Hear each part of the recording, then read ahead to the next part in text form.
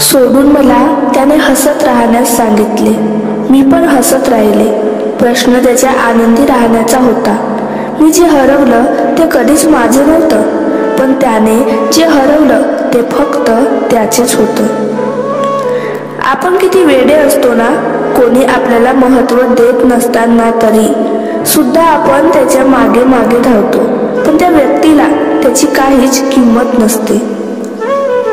आपण नसल्याने कोणाला आनंद झाला तरी चालेल, पण आपण असल्याने कोणी नाराज नाही झालं पाहिजे. काही लोक नातं टिकवण्यासाठी प्रेम करतात, तर काही फक्त त्यांच्या गरजा भागवण्यासाठी. जुन्या गोष्टी आठवून काही होणार नाही, कारण सुकलेल्या गुलाबाला कितीही पाणी दिलं तरी ते परत सुगंध देणार नाही. फक्त स्वतःसाठी जगलास तर मेलास, आणि स्वतःसाठी जगून दुसऱ्यांसाठी जगलास तर जगलास. नदीचे पाणी आटल्यावर पाय न भिजवता नदी पार करू शकू असं म्हणून मूर्खासारखं थांबण्यापेक्षा नदीच्या पात्रात उडी घेऊन प्रवाह कापून नदी पार करणे शहाणपणा. दुसऱ्याला सुख मिळत असेल तर आपण थोडे दुःख सहन करायला काय हरकत आहे. जे अवास्तव अपेक्षा करीत नाहीत ते खरे भाग्यवान, कारण त्यांच्यावर निराश होण्याची पाळीच येत नाही. कुठल्याही गोष्टीचा शेवट तोपर्यंत होत नाही जोपर्यंत तुम्ही प्रयत्न करणं थांबवत नाही. काम करणे हे जर अटळ आहे तर ते काम हसत हसत का करू नये. एखाद्याला गुन्हेगार ठरवताना त्याच्या जागी स्वतःला ठेवून बघा.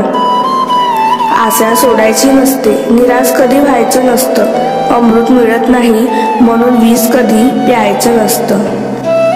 माणसावर जेवढं प्रेम करावं तेवढेच ते दूर जातात. फुलांना जास्त कवटाळल्यानंतर पाकळ्याही गळून जातात. ज्यांना मनापासून आपलं मानलं तीच आपल्याला विसरून जातात. फुले वाढू लागले की फुलपाखरू देखील सोडून जातात. रस्त्यात जर एखादे मंदिर दिसले तर प्रार्थना केली नाही तरी चालेल, पण जर रस्त्याने एखादी रुग्णवाहिका जात असेल तर प्रार्थना जरूर करा.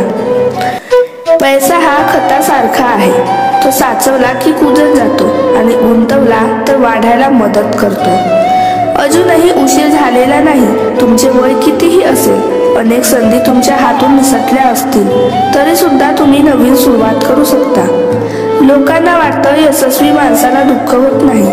त्याला सुद्धा दुःख होतं. तो त्यांना सामोरा जातो आणि पुन्हा लढण्यास तयार होतो. सुखात असताना समजून घेणारे खूप असतात, पण दुःखात असताना जो समजून घेतो तोच आपला असतो. तुम्ही ज्याची इच्छा ठेवता ते तुम्हाला मिळत नाही. तुम्हाला तर मिळतं ज्याच्यासाठी तुम्ही काम करता. कोणतेही यश अपयश हे आपण घेतलेल्या निर्णयावर अवलंबून असते. अशक्य काम शक्य करण्यात एक वेगळीच मजा आहे. पाप होईल इतके कमवू नये, आजारी पडू इतके खाऊ नये, कर्ज होईल इतके खर्चू नये आणि भांडण होईल असे बोलू नये. यशस्वी होण्यासाठी आपण यशस्वी होऊ शकतो यावर सर्वप्रथम विश्वास ठेवला पाहिजे. पैशाचा पाठलाग करू नका, तुमच्या स्वप्नांचा पाठलाग करा. अपयश हे संध्याकाळी विसरून जायचे असते, कारण उद्याची येणारी सकाळ ही तुम्हाला एक नवीन संधी असते यशापर्यंत पोहोचण्याची.